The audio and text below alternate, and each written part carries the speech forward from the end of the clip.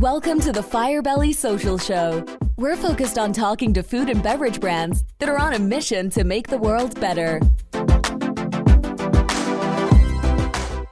Hey everyone, it's Duncan and Arnell here with another episode of the Firebelly Social Show. What's going on, Arnell? Hey, going good. Happy to be here. Awesome. You have a sponsor message for us today, Arnell?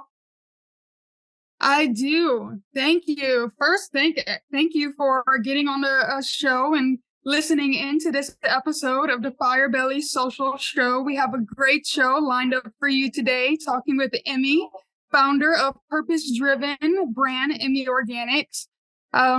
This episode is brought to you by Firebelly Marketing. At Firebelly, we help mission-based food and beverage brands bring people closer through social media marketing. So if you're ready to use social media to create more community and more excitement around your food and beverage brand, then go to firebellymarketing.com to learn more. All right, thank you. I'm so excited, everyone, to introduce you to Samantha Abrams, co-founder of Emmy's Organics, and they're doing an amazing job. They're one of the fastest growing organic cookie brands. And I'm so excited, Samantha, to talk to you about the Conscious Snacker. But welcome to the show. We're so excited to have you. Yeah, thanks so much for having me. Excited to be here.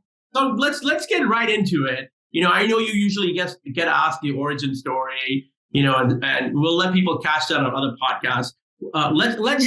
Let's talk to you. Who is the Conscious Snacker? Oh, wow. Man, we could talk about that for so long. But Conscious Snacker is someone who loves snacking, who loves indulgence, but also is mindful about what they're putting into their body. They're mindful about just their health and the ingredients that they're consuming. That's amazing. You know, Arnell, I wonder, do you think Dr. Jeremy Wise is a conscious snacker? He's Samantha, he's a veteran podcaster and has featured big names on this podcast. And the guy snacks all the time. He's always got like some new snack. He like trolls the hallways or like, the aisles of buying snacks. But yes, I think he is a conscious snacker, and honestly, I think a lot of people are these days. People are just more aware of their health and wellness in general. Yes, I definitely think that more people are, flipping the bag over to kind of see what's inside.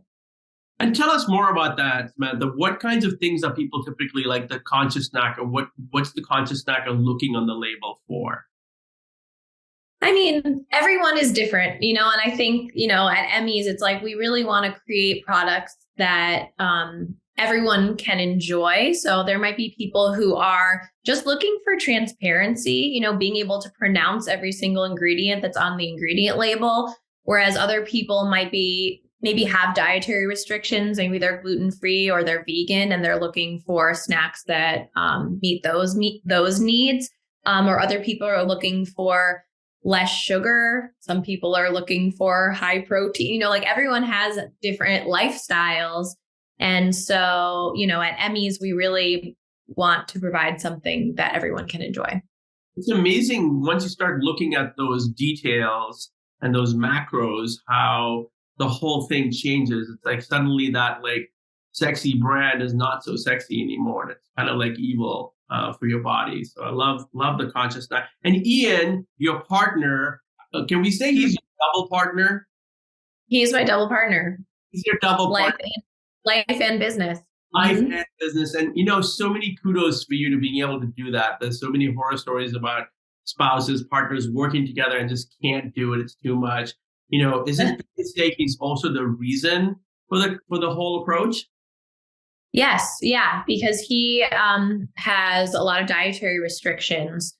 And especially, we started the company 14 years ago. So we've been in business for a long time. And back then, if you talk about conscious snackers, there were not a lot of options for conscious snackers back then. And especially products that were gluten-free and vegan, dairy-free.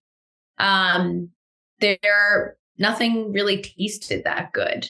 All the gluten-free products Ian always says it felt like the people that were making these products weren't actually eating them, And so he actually created our original coconut cookie recipe out of a need for himself because he wanted something that tasted delicious and indulgent, but also met his dietary needs, but also just was made of simple ingredients. That's really something that we're very passionate about, is just simple ingredients that you can pronounce.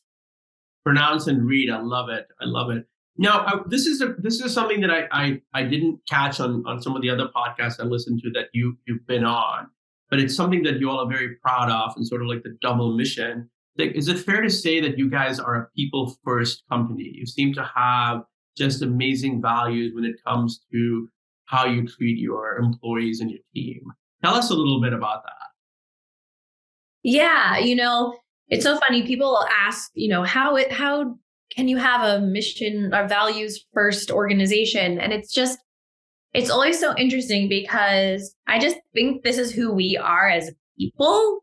We value people and we care about people. And so when it came to growing our business, we just put our people first. It wasn't like we're going to be a values driven, people forward organization. It's just kind of who we are.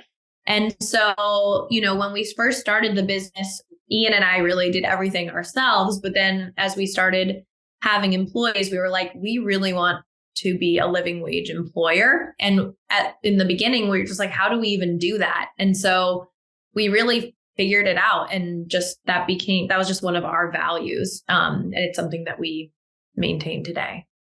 The livable wages, but then you also have employed, or it's an ongoing practice of yours to employ refugees. Yes. Right. Again, not something that we were like, we're going to start this business and hire refugees. It happened very organically in that we had someone come to work for us from the Karen community, which is a dialect of Burma. There's a really flourishing, beautiful community in Ithaca of Burmese refugees. And we had this one woman come to work for us, and she let us know very quickly it was the best job that she'd ever had. And she was like, anytime that you need someone, let me know. And like all of a sudden, when we had an opening, she was like, okay, my brother, my cousin, my neighbor. And all of a sudden we, our manufacturing staff became all refugees. And because of who we are, we just really wanted to create an inclusive, equitable environment, meaning we had someone translate, when we had team meetings, we printed all of our signage and our employee manual, like in their dialect, we, allowed for everyone to have lunch together because they have very communal, eating traditions. And we celebrated Karen Day and, so that's just, that's kind of, it just evolved over time. And it's been a really beautiful part of our story that we weren't, intending, I think, when we started the business. That's amazing. And talk a little bit, Samantha, about the B Corp aspect of the business as well, because I think that's something that not enough companies do. Yeah. I really think that movement is growing. We've been a certified B Corp for probably 10 years, which is really, it's hard. It is hard to become a certified B Corp. It is a very rigorous assessment that looks at every layer of your business, from how you are contributing to your community, to your environmental footprint, to how you're treating your employees, all of the owners. Like it's no joke. And I think that's why I like doing it, because it holds us accountable and, it gives us an opportunity to continue to grow just, our impact as we get bigger. It's interesting. We were just talking to Jamba Dunn. He's the founder of Rowdy Mermaid. And oh, yeah. Are you guys friends? Because it sounds like you are. You say so many of the same things. No, I know the brand, and I think we maybe know some people in common, but I don't know him. Oh yeah, there's a lot of emphasis on principle and philosophy, and sort of making it's a very conscious and compassion filled approach. So we had a great conversation with him. Now let me ask you this: what's it been like? I think if I'm correct, you were acquired somewhat recently. What's that been like? Has that been different? Is it less exciting, more exciting? It's been just a really cool part of our journey. I think, we were talking about being a values first organization. We were able to maintain our values through an acquisition, which I think is really rare. And to have our entire team stay on and our manufacturing stay intact and, our livable wages, all of that. We probably wouldn't have moved forward if that wasn't going to be the case. So we're really proud, honestly, to be able to kind of see this, be a part of this new journey with the company, but still have all of our values intact. What's it been like? It feels the same and it feels different at the same time, because it is still our team, but we do have, some new people supporting us and some new resources. And we're like a part of this much larger organization. So to see how all of that functions is like really wild. And I often forget just how large the company is, that we're a part of. And so I'm very excited, about the future for Emmys, with this kind of new, these new resources in place and these new partners. That's amazing. It's so, I think, heartwarming to hear that, especially sometimes, when companies get acquired, there's a pivot and things go differently. And so it's really heartwarming to hear that. Hey, Yarnell, you got any questions today? I do. So, you talk about the acquisition and how different that is for you guys. What would you say are some of the biggest turning points in Emmy's Organics? What are some of the big milestones for you? Just over time? Yeah, over the lifetime. Oh my gosh. There's been so many. There was, I think it was 2017 that we got into Starbucks nationwide.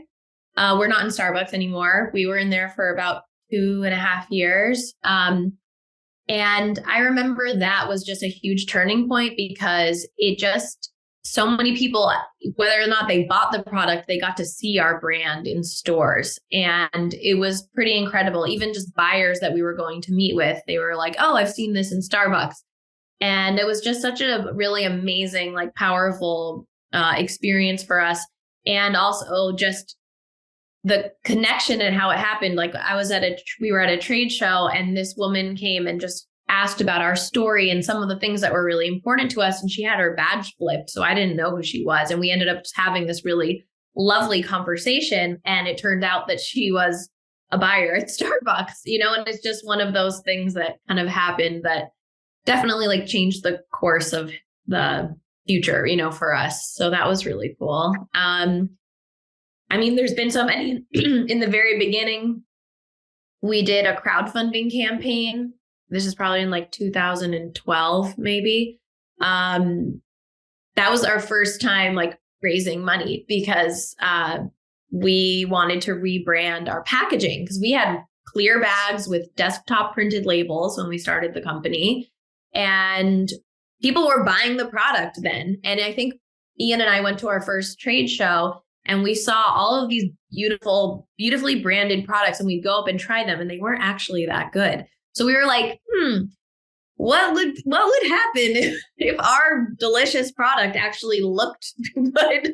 And we raised over $15,000 on using crowdfunding, which isn't that much. People raise a lot more now on using crowdfunding, but that was definitely a really big way for us to and once we rebranded the product, like our sales grew 150% or something like that. So we were right about the branding. And that was just a cool experience to be able to kind of bring our community in on that journey with us. And it also got me an invite to the White House in 2014. Wow. So it just, things happen. Like, it's really wild. So yeah, those are some moments that have stuck out. That's awesome. Super cool. Mhm. Another question, if I can ask, I'm super curious. I love, one of the things I love about being on the Firebelly social show is the inspiration that I get from entrepreneurs like yourself. And so who are some of your mentors? Who are some of the people who inspire you in your business? Oh man. Well, I have so many people that I look up to and that I, follow on social media or like read their LinkedIn posts. But someone who has always been a wonderful mentor to us that we've always looked up to is Jeff Berman, who for a long time was the chairman of the board of directors for Ben and Jerry's. He likes to say he's the ampersand of Ben and Jerry's because he was there when they started the company, and he stayed with the company for many, many years. And he was someone he lives in Ithaca. And so we would harass him. So he would help us, and just give us advice.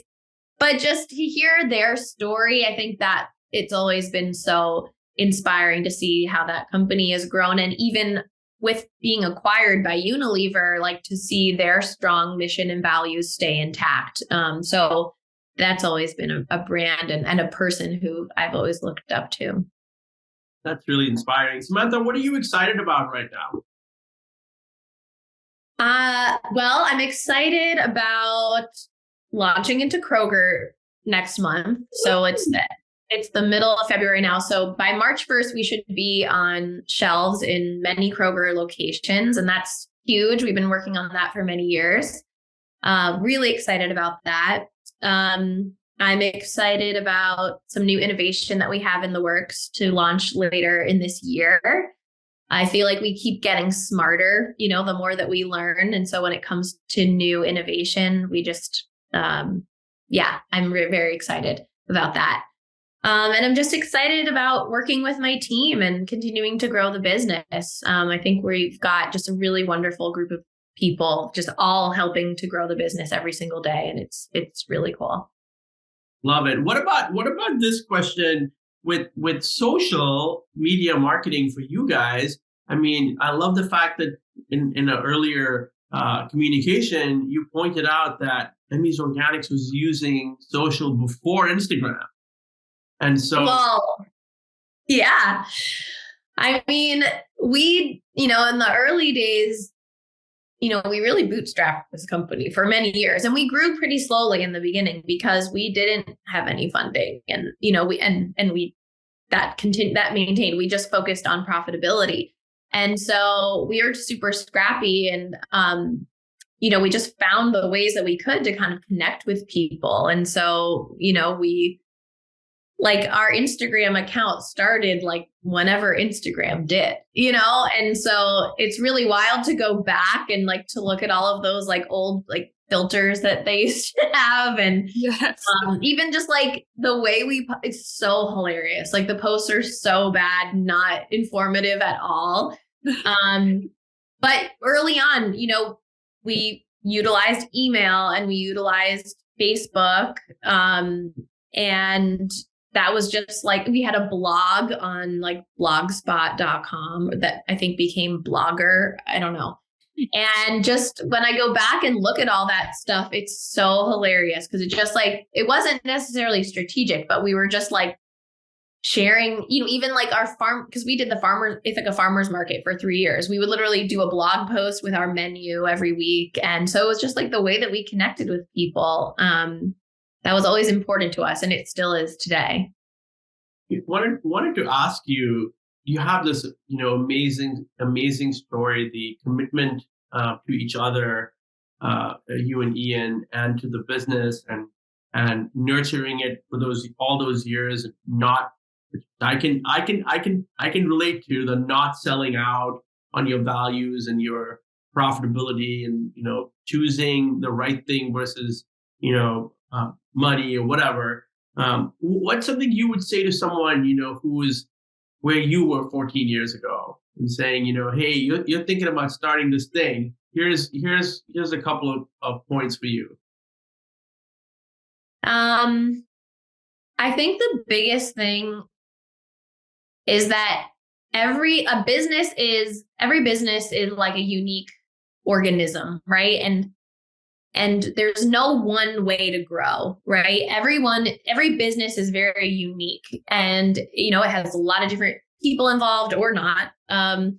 And so I'd say really avoid comparing your business's growth to other businesses' growth, because there's no one way to grow. Everyone has different values and things that are important to them. The speed,